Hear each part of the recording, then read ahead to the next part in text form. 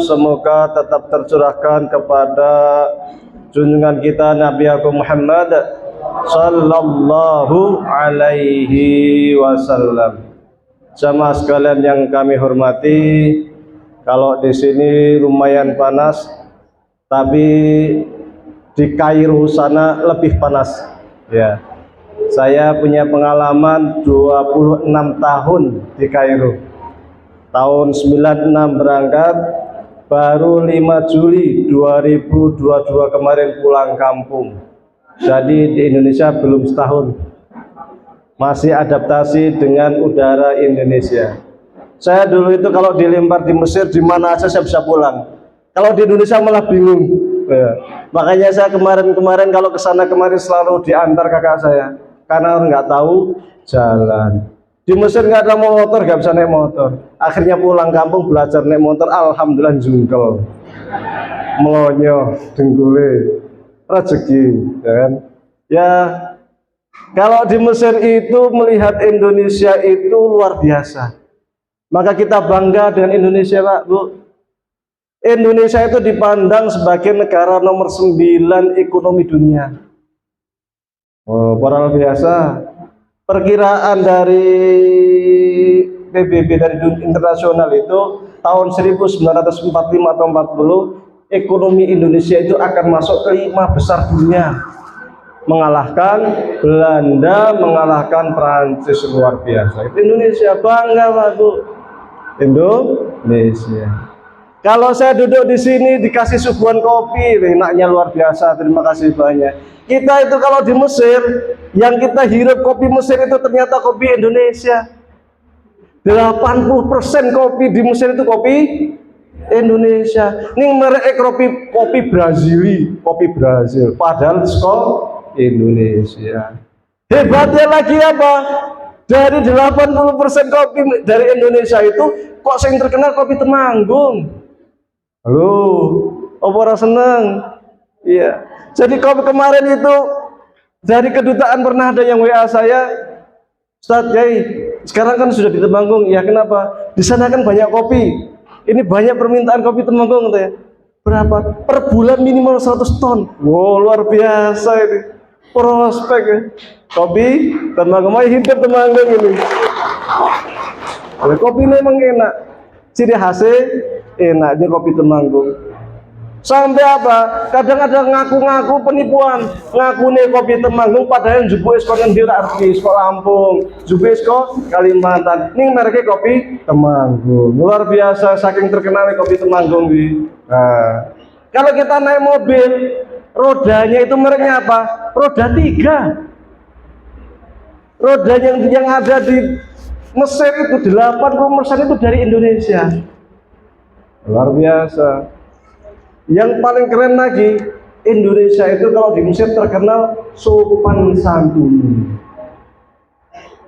Makanya orang Mesir itu senang sama orang Indonesia, pengennya nikah sama orang Indonesia karena sopan santun. Pada wong Mesir itu kalau ada 10 cewek Mesir, sing ayu wong 20. Loh kok iso? Sak bayangane melu ayu. Oh, ayo Mesir. Soalnya keturunan Nabi Yusuf karo Zulaikha. Nah Indonesia sing 10 wong kayak cewek ayu, sing ayu siji pas-pasan. Soalnya keturunan Gajah Mada.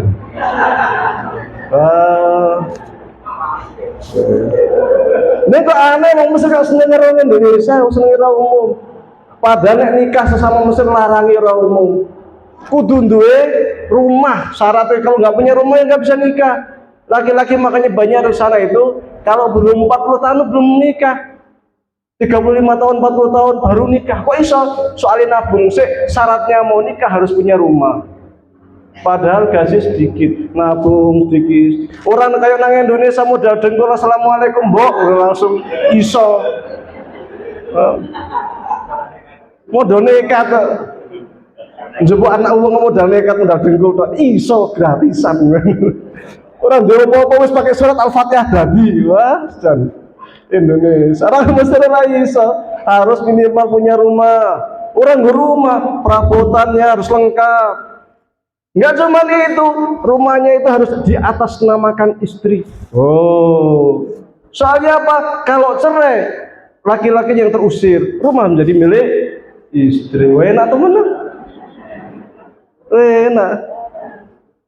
Oh, kasus cerai nang Mesir tinggi. Setiap 1 detik ada yang cerai ke Mesir. Soalnya apa? Laki-lakinya egonya tinggi, nggak arep ora gelem ngalah. Perempuannya egonya tinggi. Sing kelai nang Temanggung kono dari sini becek wis krungu wah kono wong kelai nang Temanggung. Yang namanya ibu-ibu pun yang ngomong ngomong kabeh. Iya. Mesir.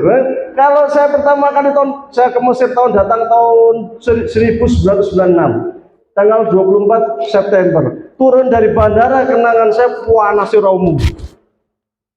Panas, baru apa? Pas lihat orang Mesir perang mulut. Tak kira bing sepisan, ternyata sepanjang jalan ya ono, sing cok padu. Nes dino kok orang padu nang Mesir kayak aneh. Anane wong padu nang dalan wong padu. Nah kok secara umum. Jangan heran kalau di Timur Tengah banyak perang. Soalnya wong seneng padu. Wah, nek gelut terlalu umum. Dan anehnya saya tuh pernah tinggal di Faisal, namanya sebuah tempat di Mesir itu. Kalau tinggal ke Ramadan, wah kok mah rame do gelut. Aneh.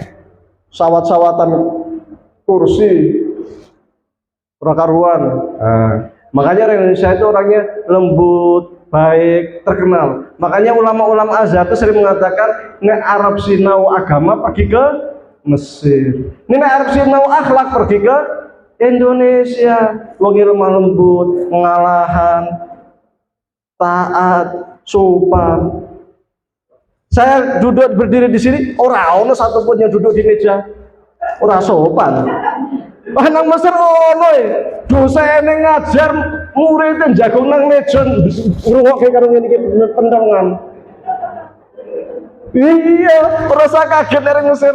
Dosen ngajar santrine jagung nang meja karo pentongan. Nah, kuwi Mesir. Di paling belakang enggak lihat dosennya, munggah meja karo ngadeg ngono iki. Oh. Bahan nang Indonesia dikamplengi ngono. Itu. Makanya cewek Mesir senang karo wong Indonesia. Kalau nikah sama orang Indonesia, yang mestinya itu maharnya sampai 300 juta, dapat korting 60%. Wah. Berarti 30 juta, 300 juta, 60% sih akeh. Ya iya toh. Jadi beda tradisi panas. Saya pertama kali ke Indonesia, sumuke beda. Kalau di Indonesia itu sumuke apa? Kayak banyak angin, banyak udara, banyak air. Jadi seakan-akan saya napas gini menghirup air. Karena di Mesir kering. Jadi ketika napas itu sini kering. Karena udaranya tidak lembab. Dan Indonesia lembab. Sehingga ketika saya hirup itu menghirup banyak air. Kerasanya saya kira surat krosos biasa. Wong Mesir kalau ke Indonesia seneng. Senangnya apa? Ijo ruyu-ruyu. Dari ujung ke ujung hijau semua. Sejauh mata memandang hijau semua. Karena subur tanahnya. Maka kita harus bersyukur jadi orang Indonesia. Tongkat dilempar jadi tanaman. Iku nyoto. Nah di Mesir dari ujung ke ujung padang pasir. Mau kayak tanduri orang tukul. Makanya mereka kalau nanam itu harus pakai selang. Perjuangan untuk menjadi petani di Mesir. Ini anaknya kok hasil pertaniannya melimpah. Orang tahu udan setahun belum mesti pisan. Itu pun hanya gerimis. Itu di Mesir. Tapi mereka pakai sungai Nil, kemudian dibuat selang kecil-kecil. Pemerintahnya yang berusaha keras carane pokoknya ben rakyat iso mangan. Makanya kalau di Mesir itu nggak boleh sembarang asal punya lahan gawe rumah nang kene ora iso. Pemerintah yang akan bangunkan rumah, nanti rakyat beli. Meskipun lahan sendiri nggak boleh. Lahan pertaniannya untuk pertanian, nggak boleh buat yang lain. Kalau tanah sendiri karena pertanian terus gawe rumah dewe, nanti lamanya pertanian habis wong Mesir ora mangan. Makanya di Mesir itu rumah dibuatkan pemerintah, rakyat beli ke pemerintah atau swasta nanti yang bangun, rakyat beli ke swasta. Nggak boleh bangun sembarangan. Mereka kalau ke Indonesia, masya Allah, Jadi kalau kita membaca Al-Quran, jannatun tajri min tahtihal anhar, sungai mengalir yang di kanan kirinya itu ada taman, ada pepohonan, yaitu Indonesia. Makanya orang Mesir mengatakan Indonesia itu qit'atun min qita'il jannah, cuilan swargo. Cuilan swargo ke Indonesia. Buah-buahan melimpah, tanah hijau royo-royo, air mengalir, hujan luar biasa. Maka kita harus bersyukur dengan Indonesia. Bawah buminya harta benda, minyak, opo macam-macam. Atas buminya ya subhane ora opo Indonesia. Makanya kalau dikatakan surga dunia, ya Indonesia kuwi. Mulai ngaji nih. Halal bihalal. Setelah kita puasa 1 bulan, kemudian Idul Fitri. Ono sing ngerti arti Idul Fitri ki apa? Ada yang tahu arti Idul Fitri? Saya ngerti sapa? Idul Fitri artinya apa? Kembali suci. Bener apa bener? Salah. Idul Fitri artinya apa? Kembali suci. Bener apa bener? Salah. Iya. Idul Fitri itu artinya pesta. Ya. Fitri artinya makan. Idul Fitri artinya pesta makan. Monggo makanya kalau Idul Fitri lomba-lomba bawa makanan akeh-akehan. Sak wernane opor, kupat, opo kabeh. Karena Idul Fitri artinya pesta makan. Makanya di hari raya Idul Fitri diharamkan puasa karena waktunya pesta makan. Makanya ada yang namanya zakat fitrah. Fitrah itu apa? Makanan. Zakat makanan. Makanya di mazhab Syafi'i yang namanya zakat harus pakai makanan, zakat fitrah. Karena duit ora iso dipangan. Sopo sing arep mangan duit? Itu mazhab Syafi'i. Jadi harus pakai makanan karena zakatul fitri zakat makanan. Tapi menurut mazhab Hanafi tidak mengapa pakai duit, pakai uang sesuai nilainya karena juga nanti ujung-ujungnya juga akan diberikan makanan. Kapan baginya? Sebelum sholat Id dikhususkan dikasih kepada fakir miskin supaya di hari pesta makan mereka bisa makan. Di hari raya Idul Fitri mereka bisa makan. Fitri. Makanya kalau buka puasa itu namanya iftar. Buka puasa bahasa Arabi iftar. Makanya kemudian dalam hadis dikatakan sumu li ru'yatihi waftiru li ru'yatihi. Puasalah karena melihat hilal dan iftiru fitr.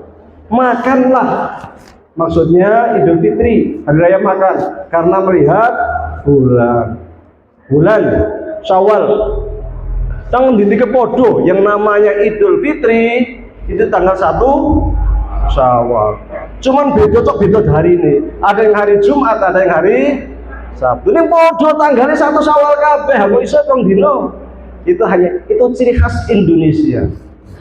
Karena Indonesia ini Bhinneka Tunggal Ika, berbeda-beda tapi satu. Lebaran yang loro beda Indonesia. Boleh dalam fikih itu dibolehkan. Berbeda sesuai dengan ijtihadnya masing-masing.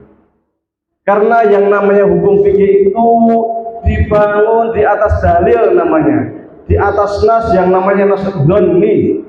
Nas doni itu kalau bahasa kita dibangun di atas pemahaman yang kira-kira. Pahaman yang kira-kira. Makanya Imam Syafi'i pernah mengatakan pendapat saya ini kira-kira benar, tapi mungkin salah. Pendapat orang lain kira-kira salah, tapi mungkin benar. Jadi dibangun di atas kira-kira. Makanya boleh berbeda. Orang sing kunut, orang sing ora kunut, ora opo-opo. Orang sing usoli, orang sing ora usoli, ora opo-opo. Enggak apa-apa, biasa karena memang fikih itu dibangun di atas dalil kira-kira begini. Maka menjadi banyak perbedaan. Termasuk Idul Fitri. Yang satu mengatakan hari Jumat karena melihat menggunakan ilmu hisab, matematik, komputer ketok iki wis menurut hitungan pakai wujudul hilal sudah wujud meskipun hanya 0,sekian%. Berarti hari ini Idul Fitri. Menurut pemerintah belum 3 derajat, belum 4 derajat, nggak bisa diterima. 4 derajat itu besok sudah 6 atau 7 derajat lagi besok. Yuk silahkan, yang mau besok silahkan, yang mau hari Jumat silahkan. Tapi nggak boleh kemudian khotibnya Idul Fitri hari Jumat ikut jadi khotib, Sabtunya jadi khotib, men amplope double. Orang itu karena tidak ada yang namanya sholat Idul Fitri tanggal 2 Syawal. Kalau dia yakin sholat Idul Fitri tanggal 1 Syawal itu hari Jumat, ya sudah dia keyakinan hari Jumat. Jangan besoknya diundang khotib jadi khotib lagi di hari Sabtu. Ben amplope double, orang itu enggak boleh.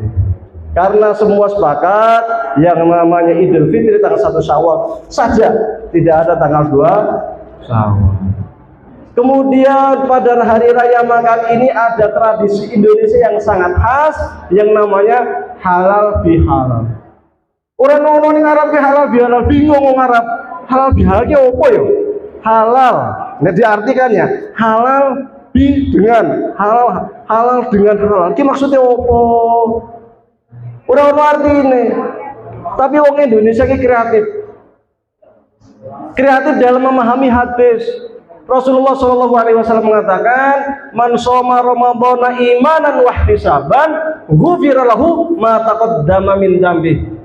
Siapapun yang dia itu melaksanakan puasa di bulan Ramadan karena iman, wa ihtisaban, mencari ganjaran, mencari pahala, maka diampunilah dosa-dosa dia yang telah lalu.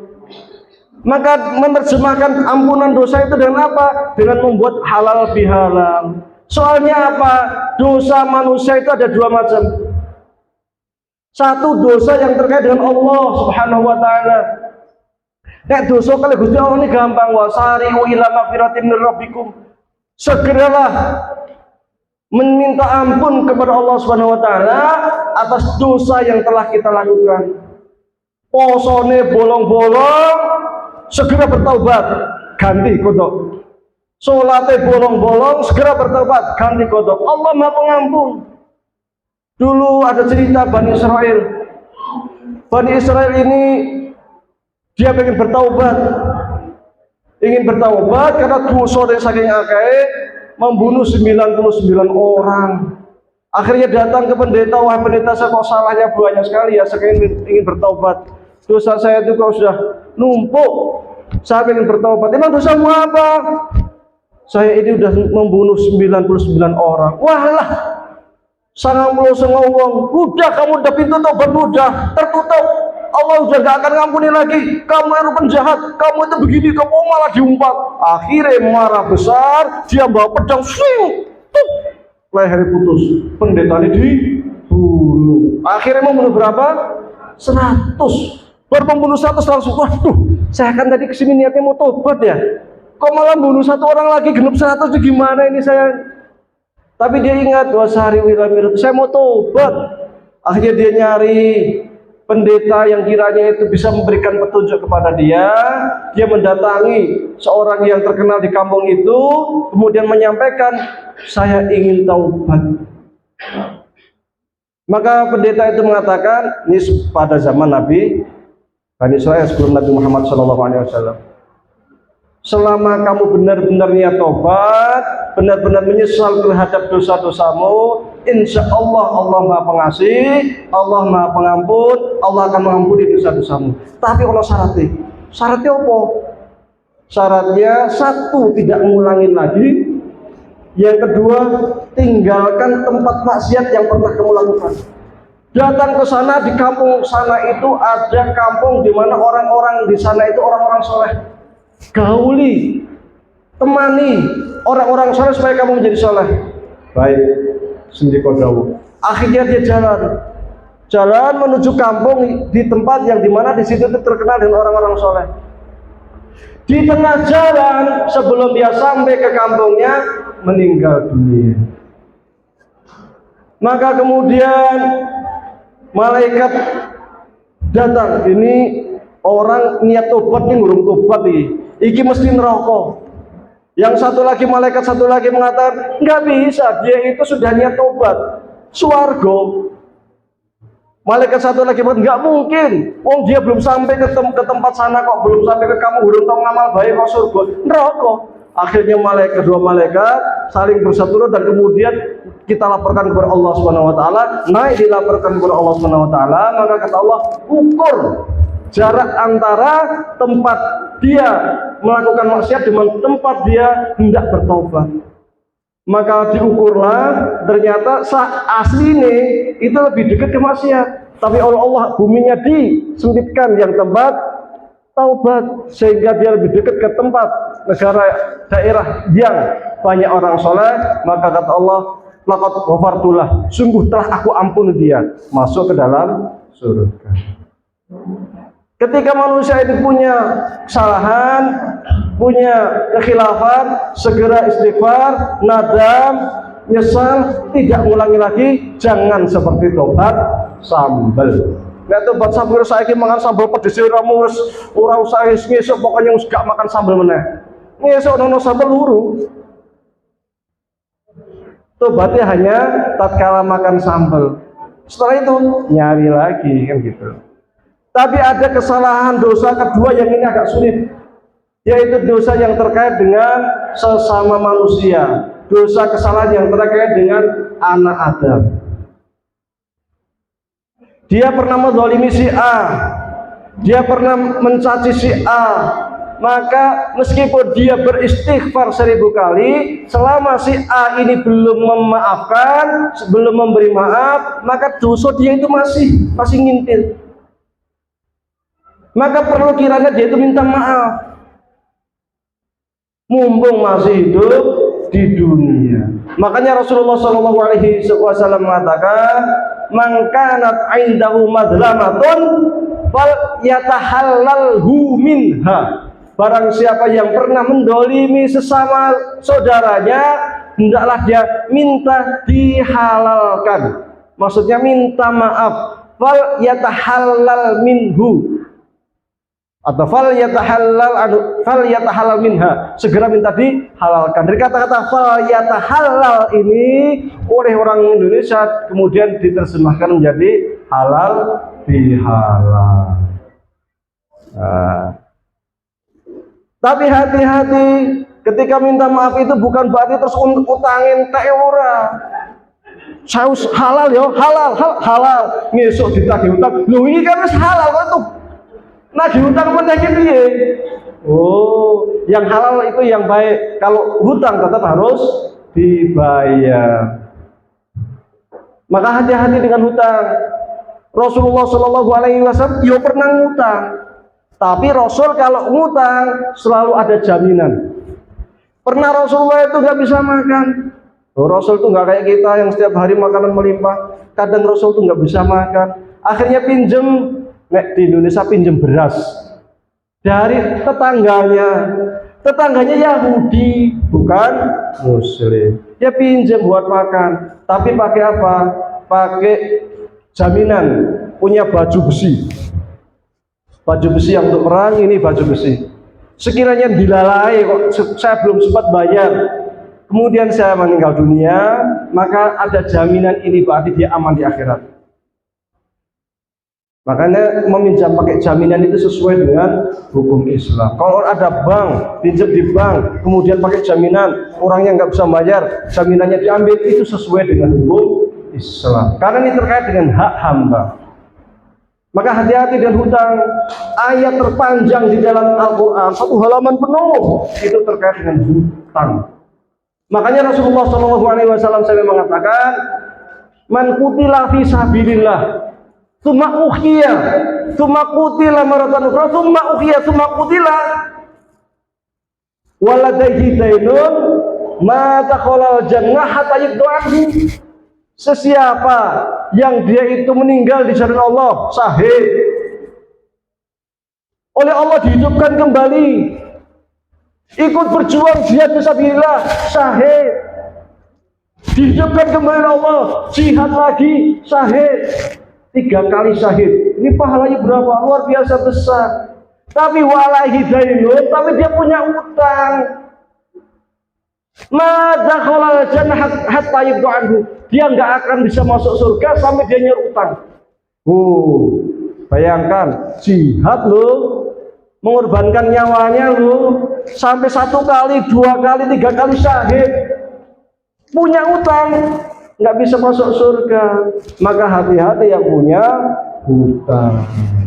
Wah, paling utang 1000. Oh, jangan bilang aja 1000 di dunia, di akhirat bisa menghalangi pintu menuju surga. Makanya ketika ada orang yang nagih utang itu sesungguhnya kita harus terima kasih. Oh, sudah mengingatkan saya. Ini burung kedua deh. Bayarnya piye? Ya minta diringankan. Ketika orang ini kemudian memberikan keringanan, pahalanya numpuk. Pahala orang yang memberikan tangguhan hutang itu numpuk. Wa antasaddaqu khairun lakum. Apalagi kemudian halal deh, halal asli nih.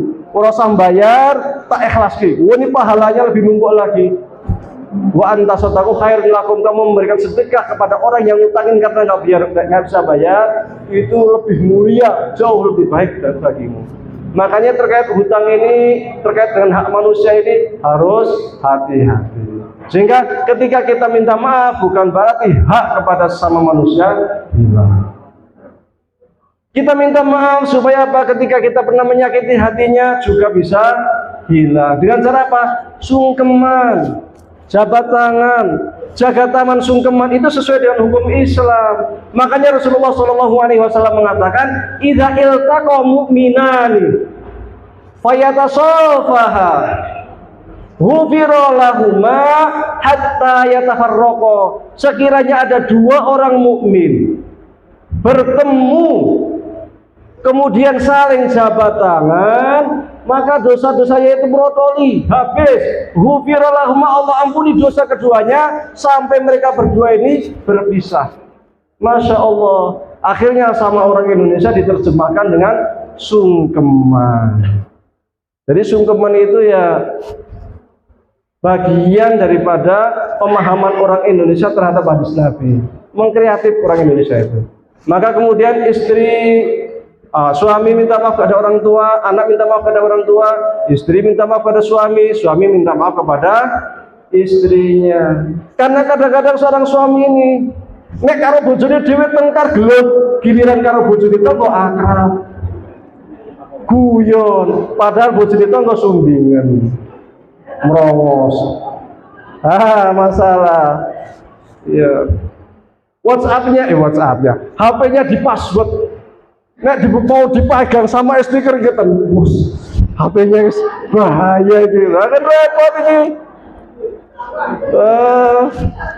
Aku ono sing ngrasa.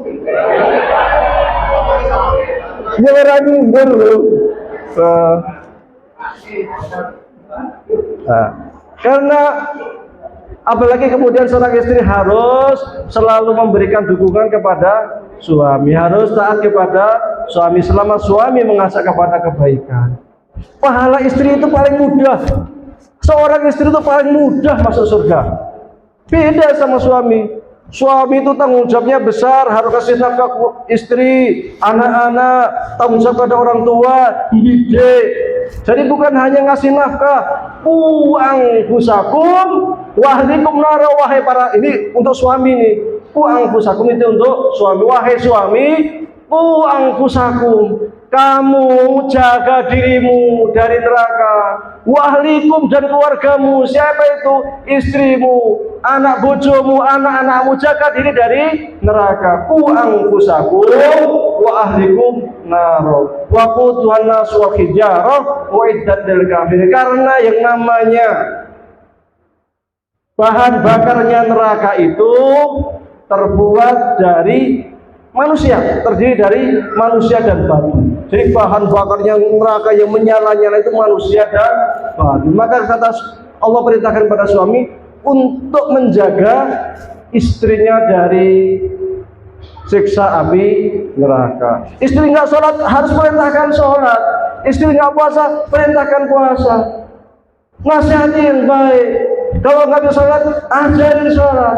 Hasil sholat ini aku diwarai sholat. Wah, sinau bareng-bareng pergi ke Pak Kiai belajar sholat. Pergi ke Ustadz, pergi ke masjid belajar ngaji, belajar sholat. Karena kalau seorang suami ini tahu istrinya nggak sholat, tahu anaknya nggak sholat, terus diem di akhirat, meskipun ini si suami ini rajin sholat, rajin ibadah, puasa Senin Kamis, puasa Daud pisan, nanti sudah hampir masuk surga, itu akan ditarik sama istrinya, akan ditarik sama anak. Ya Allah, saya protes, Pak, aku mau bunuh aku, bojoku kok iso mlebu swarga, aku protes. Kata istrinya, lho kok iso protes? Ya saya nggak sholat, saya nggak puasa karena suami saya. Lho kok iso? Ya saya kan nggak tahu sholat, saya nggak tahu puasa, orang diajari, nggak pernah diingatkan, dijarke wae, protes. Maka kemudian ketika protes seperti ini akan dipanggil suaminya, panggil. Padahal sudah mau mendekati pintu surga. Wahai sang suami, ini istrimu protes. Emang kenapa ya Allah? Dia protes masuk neraka, katanya dulu di dunia ora tahu diajari ngaji, ora tahu diajari sembahyang, nggak bisa sholat, nggak bisa ngaji, dijarke wae. Benar apa tidak? Benar ya Allah. Karena benar, kamu tanggung jawabmu mana? Uang busakum wa ahlikum nar. Saya sudah berfirman, saya sudah katakan dalam kitab suci Al-Quran, jaga dirimu, jaga keluargamu, jangan sampai masuk neraka. Loh kok kamu diem saja? Rasulullah sudah mengingatkan, kulukum ra'in wa kulukum mas'ulun an ra'iyatihi. Setiap kamu tuh pemimpin, dan setiap kamu akan ditanyakan dari apa yang kamu pimpin. Seorang suami itu memimpin keluarga. Sekarang saya tanyakan, mana pertanggungjawabanmu dari keluargamu? Apa dijarke wae? Maka sekarang ikut istrimu masuk neraka. Maka ku anfusakum wa ahlikum nar. Abot menjadi suami, dia punya tanggung jawab nafkah, tetapi juga punya tanggung jawab untuk bisa membimbing istrinya, bisa membimbing anaknya. Jangan sampai anaknya dibiarkan main gadget, main HP, sana kamari, lali sholat biarkan, nggak puasa biarkan, nggak ngasih biarkan. Oh, hati-hati wahai bapak-bapak, wahai para suami, ketika Anda membiarkan anak Anda main gadget, main HP, sampai anak lalai sholat, anak lalai puasa, kok dibiarkan?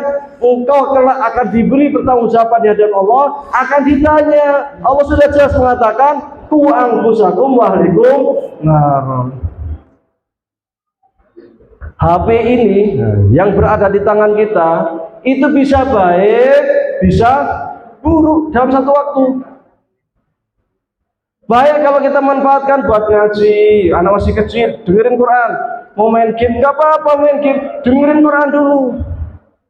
Juz amma, nanti setelah dengerin Quran, silakan main game. Nggak usah lama-lama, batasi 20 menit, 25 menit. Setelah itu ambil, setelah itu sana kalau mau main-main. Sore mau main HP lagi, nggak apa-apa, ngaji sih, dengarkan. Nanti nggak terasa, tahu-tahu anak sudah hafal surat Al-Fatihah, An-Nas, ngerti-ngerti hafal sak juz. Karena anak terutama yang 12 tahun ke bawah, itu pendengarannya luar biasa. Krungu pisan tok hafal. Allah beri keistimewaan yang luar biasa kepada anak-anak kita. Maka manfaatkan dengan baik gadget itu, manfaatkan untuk putra-putri kita supaya menghafal Al-Quran, supaya cinta Al-Quran, supaya lebih dekat dengan Al-Quran. Biasakan di rumah mendengarkan Al-Quran. Biar anak-anak enggak lari ke sana kemari, kecanduan HP, mainnya macam-macam, nonton YouTube, simbuh ora ngerti apa sih ditonton. Akhirnya rusak anak ini. Akhirnya kecanduan. Malam-malam kalau nggak main HP, kalau nggak main game, ora iso turu. Bahaya. Siapa yang tanggung jawab? Ayah. Boy nanti, ibunya juga sama tanggung jawab. Karena mendidik anak itu tanggung jawab berdua. Nah ini kita bisa manfaatkan dengan baik-baik, sudah dengerin Al-Quran. Tapi bisa ini HP yang cuman gepeng kecil ini bisa menjadi setan. Anak menjadi gak karuan, gak jelas karena memegang HP. Maka hati-hati. Kalau istri mau bus warga sangat gampang. Dalam hadis Rasulullah SAW dikatakan, Aimal imra'atun sholat waktaha wa shamat syahraha wa hafidat farjaha tadkhulul jannata min ayyibabin sya'at. Setiap istri, siapapun yang ngaku yang sebagai seorang istri, cukup dia itu sholat 5 waktu, ora tau sunahan, qoblihan ra, ba'dian ra, tahajudan ora, Ramadan yang lain sholat tarawih ora tarawihan, sholat wajib tok yang dia lakukan.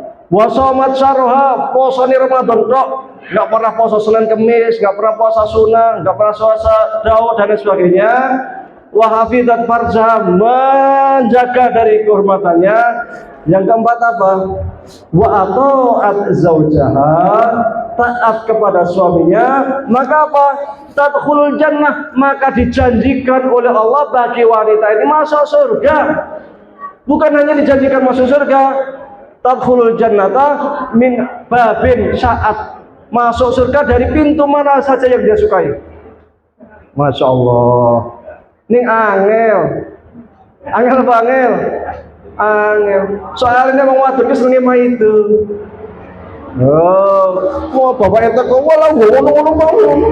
Wah, Pak itu. Ini wong wedok suka kayak itu, maka hati-hati.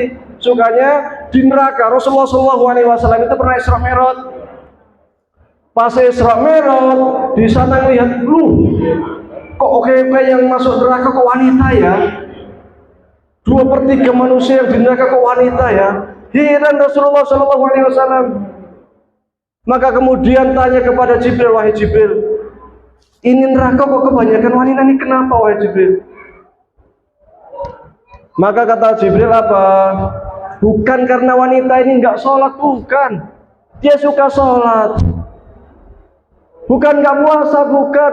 Ramadan ya puasa. Tapi apa kata Jibril? Karena dia itu kurang bersyukur kepada suaminya. Yang pertama. Yang kedua, seneng maido karo bojone. Kira saya ngerti kalau karena saya tersinggung ini. Jadi suka maido sama suaminya.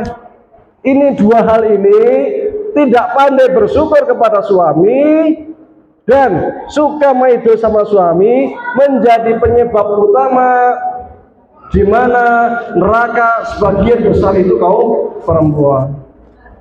Saya pernah diskusi di WhatsApp. Itu ada yang protes, ibu, masa perempuan paling banyak di neraka?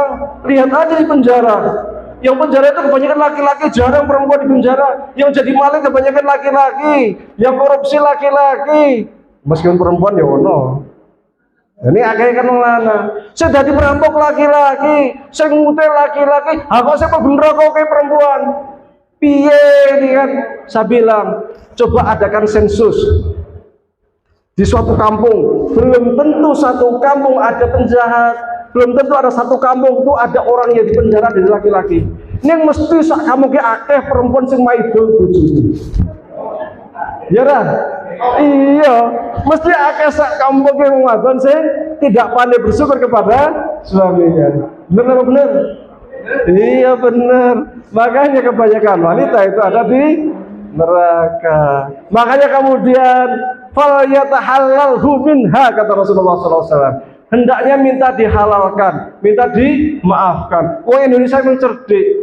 Buatlah acara halal bihalal, sungkem bareng antara suami istri, biar setahun sing sok padu karo bojone iso dimaafkan. Ngono. Sing setahun sok maido bojone iso dimaafkan. Ngesuk maido maning. Ya seperti itu. Rasulullah SAW itu paling takut menzalimi orang lain. Ini Rasulullah. Makanya suatu kali Rasulullah itu sakit menjelang beliau wafat. Ketika sakit dan beliau sudah tahu bahwa ajal beliau ini sudah dekat, maka beliau ke masjid. Setelah sholat beliau berdiri. Setelah berdiri beliau menyampaikan kepada jamaah semuanya, Assalamualaikum warahmatullahi wabarakatuh, wahai jamaah kaum muslimin semuanya. Sesungguhnya kelak manusia ketika meninggal dunia, kelak di akhirat tidak ada satu apapun yang bisa melindungi dirinya kecuali hanya Allah Subhanahu wa taala. Barang siapa yang di dunia ini kata Rasul, pernah saya zolimi, baik disengaja atau tidak, tolong maafkan saya.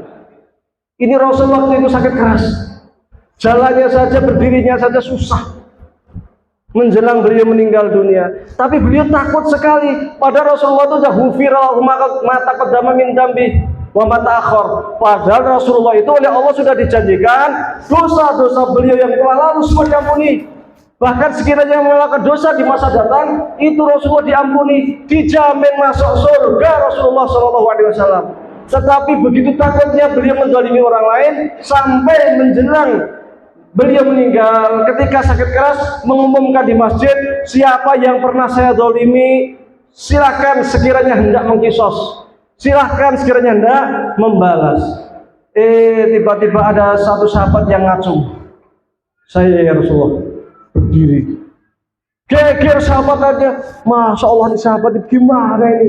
Ini Rasul, manusia mulia, kok mau mengkisos, mau membalasnya piye?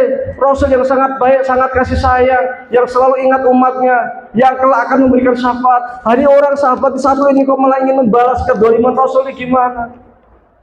Apa kata Rasul? Wahai sahabat, silahkan maju ke depan. Maju. Apa kiranya yang dulu pernah saya lakukan kepadamu sehingga engkau hendak membalas kepada saya? Ya Rasulullah, kata sahabat, dulu saat ketika kita sedang berjihad bersama di sebuah pertempuran, tidak sengaja engkau memukul saya. Kata Rasul, silahkan pukul saya. Oh, enggak gitu ya Rasulullah, dulu itu engkau memukul saya pakai tongkat. Tongkatnya mana? Tongkat yang biasa engkau bawa. Ambilkan wahai Abu Bakar tongkat saya. Ambil tongkatnya, dikasihkan ke sahabat. Silahkan pukul saya. Kata sahabat, oh enggak gitu ya Rasulullah, dulu ketika engkau tidak sengaja memukul tubuh saya pas nggak pakai baju ya Rasulullah. Rasul buka baju, silahkan balas saya, mumpung masih di dunia. Ketika Rasul buka bajunya, sahabat ini melempar tongkatnya, membuka baju dia, segera dia peluk Rasulullah SAW sambil menangis terseduh-seduh, karena dia merasa perpisahan dengan Rasulullah SAW sudah sangat dekat, dan dia berharap dengan bersentuhannya kulit dia dengan kulit kanjeng Nabi Muhammad bisa menjadi syafaat, bisa menjadi penghalang kelak di akhirat supaya dia tidak masuk neraka. Ternyata kanjeng Nabi diprank karo sahabat, iya, ngakune pernah dipukul, padahal tujuannya hanya ingin memeluk kanjeng Nabi Muhammad SAW, ingin mendapatkan keberkahan dari kanjeng Nabi Muhammad SAW. Tapi intinya itu bukan di situ. Ini Nabi Muhammad SAW dalam kondisi sakit pun masih ingat akhirat, padahal dosa yang lalu dan dosa yang akan datang sudah dijamin diampuni oleh Allah SWT, tapi masih takut mendolimi orang. Maka Rasulullah SAW pernah bersabda, atadruna mal muflis, kalian tahu nggak sih orang yang rugi, yang bangkrut itu siapa? Maka sahabat mengatakan, al-muflis minaman laisa lahu dirman wala dirhaman. Ya orang bangkrut, orang rugi di antara kita itu ya orang yang enggak punya duit, enggak punya dirham, enggak punya dinar, enggak punya rupiah, enggak punya dolar, enggak punya pound sterling, enggak punya rumah mewah, enggak punya mobil mewah. Itu orang bangkrut, orang rugi, orang miskin di antara kita. Tapi kata Rasul, bukan itu. Orang rugi itu bukan orang seperti itu. Al-muflis minaman ya'ti yaumil qiyamah bi sholatin wa zakatin. Orang yang datang pada hari kiamat dengan sholatnya, dia sholat rajin, sedekahnya rajin, zakatnya rajin, wasiamin puasanya rajin. Bukan hanya puasa Ramadan, Senin Kemis dia lakukan, Daud dia lakukan, puasa Yom dilakukan, rajin puasa. Tapi sayang, satamahata, dia di dunia suka ngumpat orang, nek ngomong pedes, suka nyakiti hati orang lain. Makanya dulu siapa? Luqman Hakim.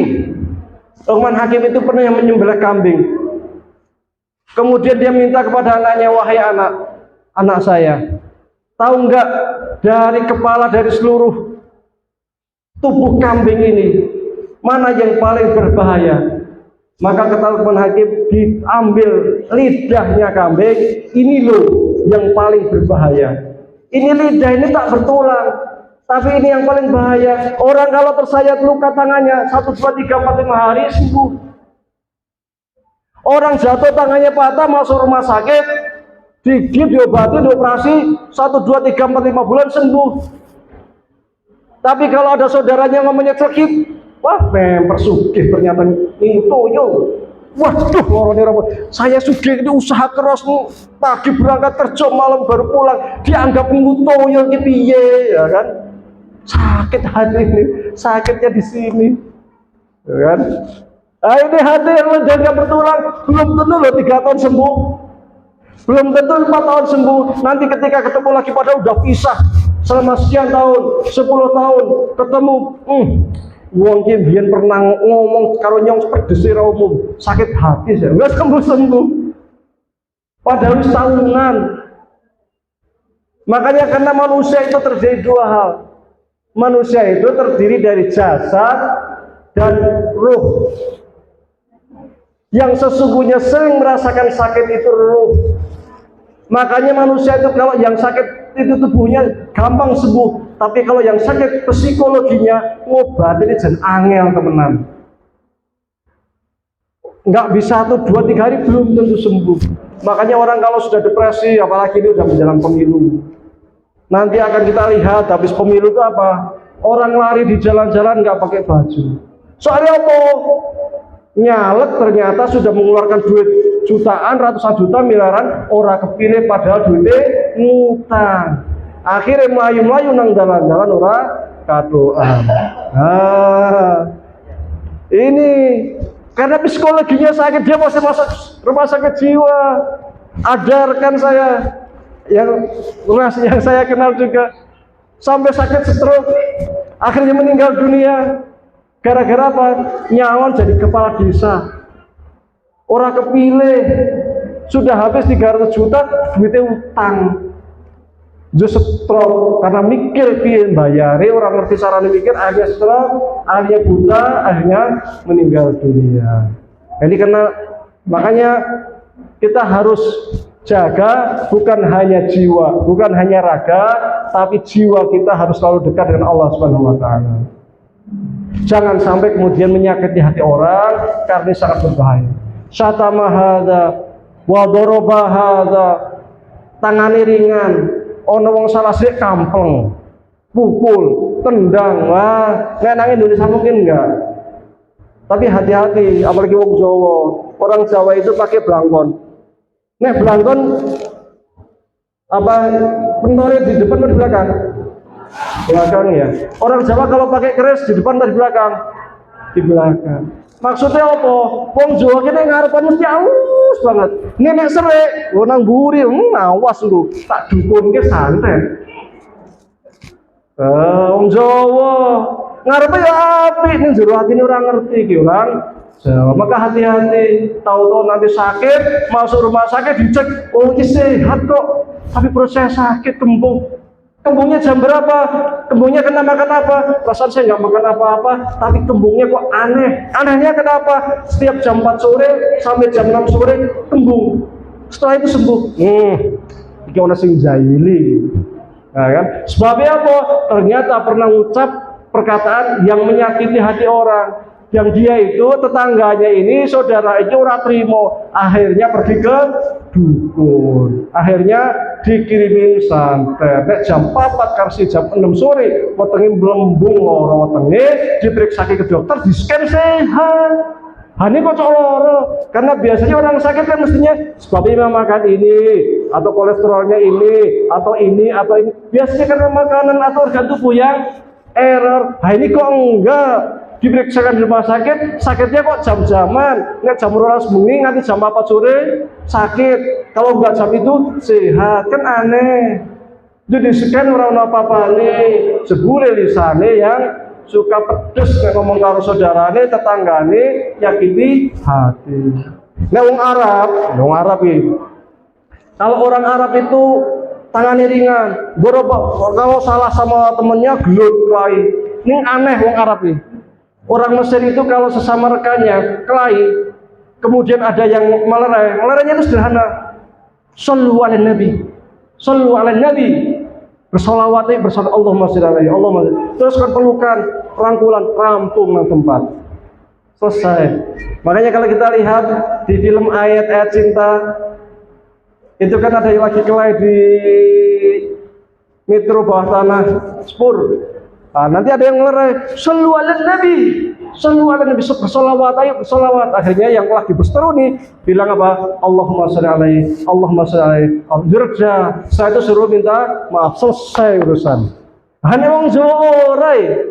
Nang Jawa hati pokoke halus, hane burine jendul. Musuhane enggak saya 2 hari 7 turunan. Pokoknya ojo lali yo. Karo anake wasiate kae biyen ngene-ngene. Wah, wasiate karo anake nopo? Kae biyen wis tau ngene karo nyong. Ojo lali pokoke. Musuhan 7 turunan, 7 turunan. Nah, ini bahaya. Maka ini termasuk orang rugi yang suka gelendeng tanggane, suka ngomong tetangganya, sama saudaranya, barobahada, wasatamahada, wasafakadamuhada, suka membunuh rekannya dan sebagainya, rugi nanti di akhirat. Maka nanti di akhirat ini antara orang yang saling bertengkar ini, yang saling berseteru, atau dengan orang yang pernah dia zalimi akan dipertemukan di akhirat. Ketika dipertemukan di akhirat sana, maka orang yang dizalimi ini akan meminta pahala amal baik dari orang yang menzalimi. Diambil pahalanya. Kalau pahalanya udah habis, kemudian kejelekan, keburukan orang yang dizalimi ini diambil, dikasihkan orang yang menzalimi. Makanya oleh Rasul disebut muflis, rugi. Jadi orang rugi itu bukan rugi donya. Rugi donya itu paling 1 tahun, 2 tahun, 3 tahun, 30 tahun, wes 80 tahun lah. Wah, umurnya ternyata panjang 100 tahun. Wah, domeh 120 tahun. Ah, sekarang kalau udah 100 tahun megap-megap, malah jaluk mati. Ya, saya punya tetangga umur panjang, kalau ketemu sama saya tuh, dulu waktu saya kecil kadang suka main silaturahmi. Ketika saya ke Mesir pulang, beliau masih sehat. Apa kata beliau? Ya Allah, andai kata mati itu bisa diminta, saya mau minta mati. Wis bosen nang dunia. Sejak kamu kecil ke Mesir sampai pulang, kok masih ketemu teman-teman saya, saudara-saudara sudah nggak ada semua. Saya jadi kangen mati. Ternyata orang hidup di dunia itu bisa bosan. Ternyata bisa jemu. Meskipun hartanya banyak, tapi ternyata belum tentu orang yang hartanya banyak itu bisa bahagia.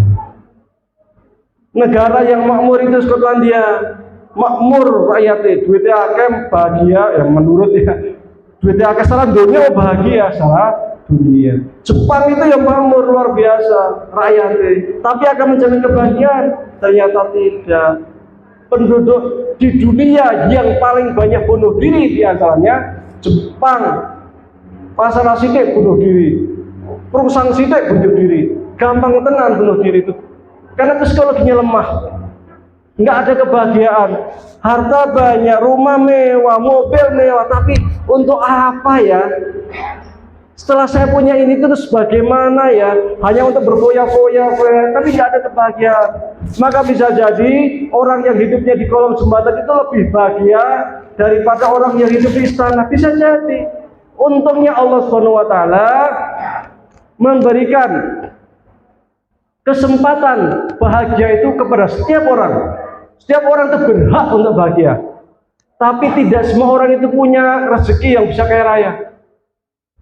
Ada orang yang hidupnya itu dicatu sama Allah 1 triliun, 2 triliun, 100 triliun umpamanya. Tapi ada orang yang dijatah oleh Allah SWT hidupnya, selama hidupnya mungkin hanya sekian juta.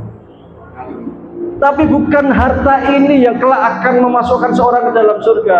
Inna akramakum indallahi atqakum. Hanya ketakwaan, dan takwa itu letaknya di dalam hati, di dalam dawa, di dalam dada setiap manusia. Maka kesempatan untuk bertakwa itu kepada siapapun. Maka kemudian ketika kita sholat, siapapun berhak untuk sholat di saf depan. Bawa presiden kalau datang terlambat ya sholatnya di emperan, nggak boleh menang-menang presiden. Saya presiden sholat terlambat pokoknya di depan, nggak bisa. Karena sholat itu ya yang paling dekat dengan Allah adalah hamba-hamba yang bertakwa. Sama statusnya, nggak ada bedanya pejabat, nggak ada bedanya petani, nggak ada bedanya pedagang, nggak ada bedanya orang kaya, tidak ada bedanya orang miskin. Semua sama di hadapan Allah SWT. Semua sama ketika kita melaksanakan sholat. Maka di Amerika itu banyak orang yang masuk Islam gara-gara ke masjid lihat orang sholat. Kok bodoh ya? Nggak ada rasis, nggak membeda-bedakan, itu Islam. Akhirnya dia takjub, karena yang ada di gereja itu yang kaya di depan, yang kaya rumah bajunya mewah, pakai jas, sepatunya mengkilap. Kalau yang miskin duduknya di belakang. Kelihatan mana kaya mana miskin padahal di tempat peribadahan. Tapi kalau umat Islam nggak kelihatan. Bahwa orang miskin dia berhak untuk duduk di depan. Bahkan yang syarat menjadi imam itu tidak harus yang menjadi imam orang kaya. Oh enggak. Yang menjadi imam sholat harus pejabat. Itu tidak. Yang menjadi imam sholat adalah orang yang paling baik baca Qur'annya, paling banyak ilmunya. Nah, maka setiap orang punya kesempatan, karena bahagia itu ada di sini. Maka kesempatan halal bihalal untuk kemudian kita saling maafkan sesama kita, saling memaafkan suami dengan istri, saling memaafkan antara sesama saudara. Mudah-mudahan dengan halal bihalal ini dosa-dosa kita setelah ini diampunkan oleh Allah SWT. Amin. Mudah-mudahan juga yang punya hutang segala dilunasi. Amin. Supaya nanti di akhirat bebas. Mudah-mudahan semua yang hadir di sini yang punya hajatnya segera dikabulkan oleh Allah SWT. Yang belum punya rumah mudah-mudahan segera punya rumah. Yang belum punya kendaraan segera punya kendaraan. Yang istrinya satu segera punya. Wow, ini bocor. Baik, mudah-mudahan bermanfaat. Sebelumnya mari kita tundukkan kepala kita berdoa kepada Allah SWT.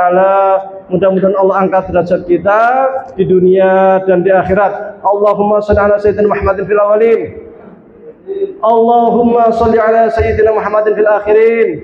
Allahumma shalli ala sayyidina Muhammadin fil mala'il a'la ila yaumiddin. Hamda syakirin, hamda na'imin, hamda yuafi ni'amahu wa yukafi mazidah. Ya Rabbana lakal hamdu kama yanbaghi li jalali wajhika wa 'azimi sultanik. Rabbana taqabbal minna salatana wa siyamana wa ruku'ana wa sujudana wa tadarruana wa takhassu'ana wa ta'abbudana wa tammim taqsirana ya Allah ya rabbal alamin.